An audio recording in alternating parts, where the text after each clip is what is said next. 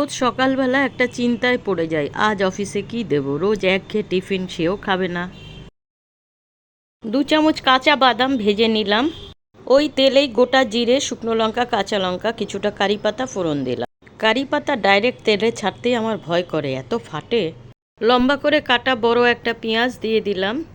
পেঁয়াজটা একটু মজে আসলে দিলাম লম্বা করে কাটা আলু।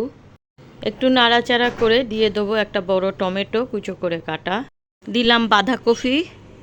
সবজিগুলো সঙ্গে সঙ্গে নাড়াচাড়া করতে করতে দিয়ে দেবো একটা ক্যাপসিকাম। পরিমাণ মতো নুন দেব, হলুদ, শুকনো লঙ্কার গুঁড়ো, ধনের গুঁড়ো, জিরের গুঁড়ো। এই টিফিনটা খুব তাড়াতাড়ি রেডিও হয়ে যায়, খেতেও খুব টেস্ট লাগে। চিড়েটা আমি 2-3 বার ভালো করে ধুয়ে একটা ছাঁকনির মধ্যে করেই রেখেছিলাম, জলটা যাতে ঝরে যায়। এবার এই চিড়েটাই ঢেলে দেব। ভালো করে নাড়াচাড়া করে অলমোস্ট হয়ে এসছে। এখন আমি দিয়ে দেবো একটা ম্যাগি মশলা আর দেবো সানরাইজের চাট মশলা। যে কাঁচা বাদামটা আমি প্রথমে ভেজে রেখেছিলাম, এবার সেই বাদামটাও এর মধ্যে দিয়ে দিলাম। খুব সুন্দর ঝুরঝুরে পোহা রেডি। বাচ্চাদের, হাজব্যান্ডকে টিফিন প্যাক করেও এটা দিতে পারেন।